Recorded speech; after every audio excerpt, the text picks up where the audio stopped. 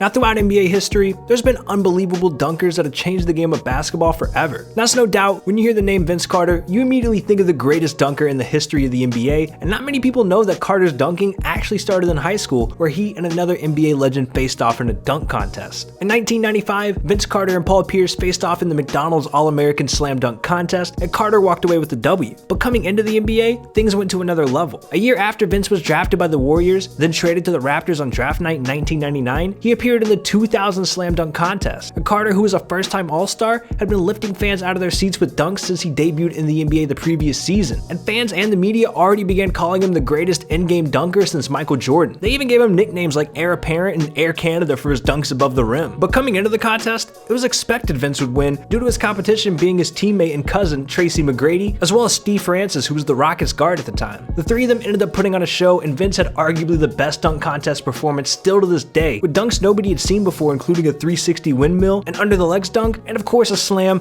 ending with him hanging from the rim. So of course he won the contest. Vince, as well as many others who were participating and watching the contest that day, spoke about what they witnessed, and Vince started it off by saying, getting the opportunity to participate in the dunk contest was a lifelong childhood dream. Of course the game on Sunday is great and all, but All-Star Saturday and the dunk contest was it for me. Growing up, I used to tape the dunk contest to study them. I was trying to figure it out in my mind, and it might be a little different from the average guy, so this might sound kind of weird, but the dunks were cool and all, but I wanted to know, why is he doing this dunk? What is he trying to show? What's the look he's going for? That was how I'd break it down. I was into it, obsessed. D. Brown, who was the 1991 Slam Dunk Contest champion and Vince's teammate during the 2000 season, spoke about Vince saying, I'd known Vince before we played together on the Raptors. Being a Florida boy myself, I remember seeing the contest he won in high school. When he was coming up as a kid, there was a lot of dunk contests, and he won all of them. Jerry Stackhouse, who participated in the 2000 dunk contest, also said, I remember playing pickup games with them at Chapel Hill. Someone would make a shot, and as the ball is flying through the rim, Vince would catch it and windmill it in again. So you knew he was special when it came to leaping and ability and timing, just an unbelievable athlete. But over the years, we'd seen Vince do some unbelievable things during games and during his time with the Raptors. This was like nobody before him, the way he'd throw down ridiculous acrobatic slams. During the 2000 Olympic run for the gold medal, Vince did the unthinkable, literally flying over a 7'2" center, putting him on a poster, and even during the All-Star games, Vince was seen throwing off the backboard alley-oops to himself. Despite Vince being in his last season here in 2019, he still showcases some athletic ability during pregame warm-ups, even though he's over 40 years old. And there's no doubt that he single-handedly changed the game with players going for highlights more than ever, and the dunk contest pretty much becoming as big as it is because of Vince making his own statement in it.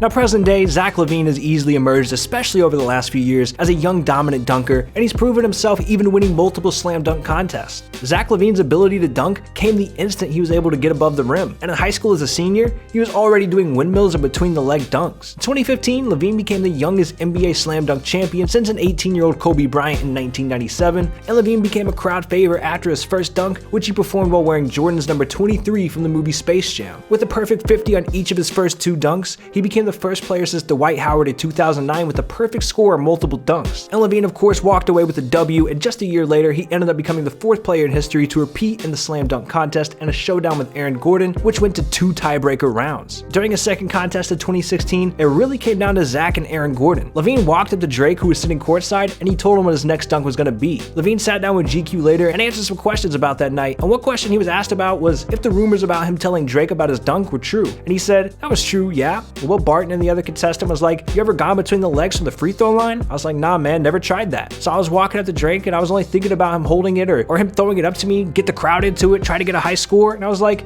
you know man, I'm just gonna go try between the legs. I thought maybe it was gonna be nasty. Was it good? LaVine also recently sat down with Slam and was asked what his favorite career dunk was, and he said, I caught a tip dunk my rookie year that I really enjoyed. I feel like the limb one was probably it because it was on the big stage game. It was highly televised. I feel like it's the most known. And ever since LaVine joined the league in 2014, we've seen him put on a show night in and night out, and he's joined an elite group of people who've won in dunk contests. Even with LaVine's transition to the Bulls from the Timberwolves, he still continues to show why he's an elite dunker in today's NBA.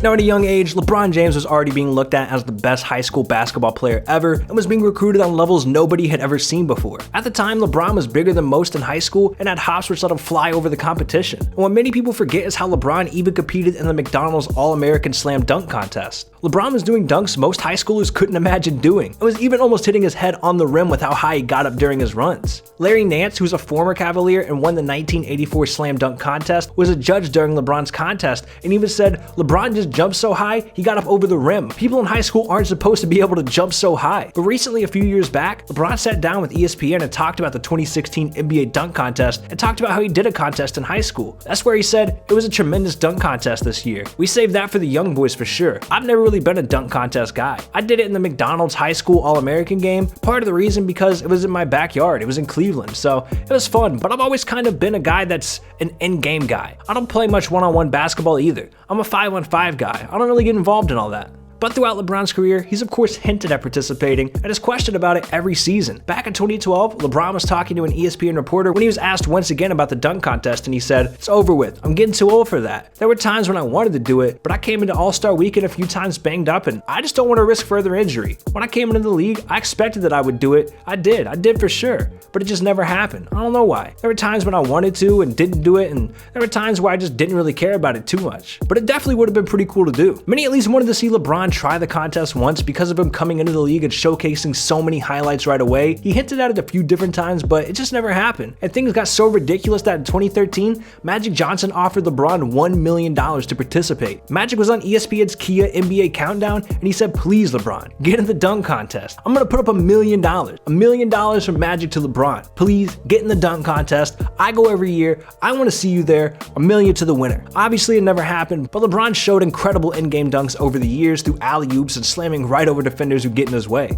Now coming up, Blake Griffin was a sensation in high school where he went 4 for 4 in state titles and averaged a crazy 26 points, 15 rebounds, 5 assists, and 3 blocks per game. But the 2007 McDonald's All-American Slam Dunk Contest is what put Griffin on the map. And the winning dunk was an off-the-backboard windmill that topped Michael Beasley in the final round. Coming into the NBA, Blake instantly became a walking highlight, doing ridiculous dunks, playing with the Clippers of Chris Paul and DeAndre Jordan, which gave them the nickname Lob City for the ridiculous amount of dunks and alley-oops thrown. In 2011, it put things into perspective. Blake Griffin was selected for the Slam Dunk Contest and went up against other solid dunking opponents like JaVale McGee, Serge Ibaka, and DeMar DeRozan. The following couple of rounds, the score was pretty even, and it actually seemed like Blake may end up losing to JaVale until the final round, where Blake Griffin did a dunk that people are going to remember forever. With Baron Davis hanging out of the sunroof of a Kia, Griffin took off around the half circle from the free throw line, grabbed Baron's lob while jumping over the car, and dunked it, which sent the crowd into a frenzy. Blake sat down with Pardon My Take podcast, where he relived the crazy performance in the dunk contest, as well as his dunk over a car, and he said, "I wanted to jump over a convertible, but I wasn't allowed. It had to be a Kia Optima. I wanted to have Baron Davis and some of my teammates roll out in a convertible and just toss it straight up and jump over the whole thing, instead of just the hood. I don't know if you guys stood next to a Kia Optima, but it's a pretty tall vehicle. There's no way I was going to be able to make it over the entire thing, over Baron Davis in the sunroof, so I opted for the hood." And then everyone was pissed that I jumped over the hood like that was super easy, so it was just a lose-lose situation for me. Blake also went on to explain that he thought he was going to miss when he said, "I was worried that I wasn't going to get the dunk down. The idea was to windmill it. I was a little high, so then it was just like dunk it. So right after I dunked it, I came down and I was pissed because I didn't think it was going to be good enough, but it worked out." But like everything, there was controversy. Over the years, Blake Griffin has continued to showcase that athletic ability, and he's continued to excel while playing with the Clippers for years and now in Detroit. Now we all know Michael Jordan has done things in the NBA that still to this day haven't been done, and he completely changed the game forever throughout his career. Jordan participated in the 1985, 1987, and 1988 Slam Dunk competition, and after losing the first one to Dominique Wilkins, he repeated in the following years, and many former and current NBA players talked about Jordan's high-flying dunks since then. Chris Paul recently said, "It's kind of crazy. I think back and I had a poster in my bedroom of MJ taking off, dunking the ball from the free throw line. It's crazy to be a part of that now. I loved MJ. I grew up in North Carolina. I was all about MJ." Jordan spoke about the first time he ever dunked when he said, "My first dunk was in the 9th grade. I have it on tape. The rims we were going at in the second half were lower than the ones in the first, so I knew if I got a breakaway in the second half that I was going to try it, and that's where I got my first dunk. I think it was a 9.5-foot rim though. The whole team went nuts. It was my freshman game, and if you could dunk, you should at least be playing JV, maybe varsity." But anyways, the 1988 Slam Dunk contest was one for the books. It'll be remembered forever when two greats faced off in a heated contest. Jordan needed a 49 or better on his final attempt to beat Dominique Wilkins in the contest, so Jordan did what he thought would win him the trophy. Jordan ran up and leaped from the free throw line, and many players, fans, and spectators explained how it felt like time froze for a second, and Jordan slammed the ball in a perfect dunk that the judges ended up crowning victorious. Walter Loss Jr. was the man in charge of taking pictures for the game, and he explained his thoughts of the night when he said, "The problem with shooting the NBA slam dunk contest was that you never knew how the players were going to dunk, especially Jordan. In 1987, he had twirled and dunked with his back to me, but by this time I knew him a little better. As he sat in the stands 3 hours before the contest, I said, 'Michael, can you tell me which way you're gonna go so I can move and get your face in the picture?' He looked at me as if I was crazy, but then he said, 'Sure, before I go out and dunk, I'll put my index finger on my knee to point which way I'm going.' I said, 'You're gonna remember that?' And he said, 'Sure.' So later when they announced his name for his turn to dunk, I looked over to him on the bench and there he was with his finger pointing left. I got up and moved to the right side of the basket so I could see his face,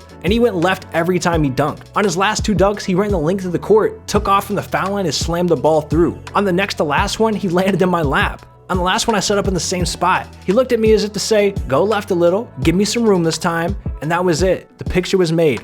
1,000th of a second frozen in time. Now, many recognize the greatness of Jordan based off his killer instinct in any game situation and acrobatic ability like pretty much no one before him. Lamar Odom even told Bleacher Report his opinion on Jordan and his dunking legacy, saying, "The slam dunk contest and what Jordan and Wilkins did for the game, as far as a flash, style, pizzazz, the sneakers, it was 100% the golden era. Jordan in that contest set the tone for today's NBA. Michael Jordan, Dominique Wilkins, they were still wearing the chains and stuff like that during the dunk contest. Jordan especially, his style still impacts the game today. Look at my flip-flops on the ground. Look at those flip-flops, you know what I'm saying? Everything. How he played the game, how he carried himself, his mannerisms, we all emulate him." Ray Allen also spoke to Bleacher Report and said, "I guarantee you can ask any professional athlete. You don't have to even be a basketball player, and they'll tell you something similar to that All-Star weekend. Even athletes in football and baseball, especially my age, they grew up watching Michael Jordan in the dunk contest. That's what inspired them to want to be great in what they do. It always stays with you." Hey fam, click this video. I know this video's over, that's really sad, but lucky for you bro, we got another video right there. We can click it together as a team and go watch this video, man. What do you say bro? Let's go do it.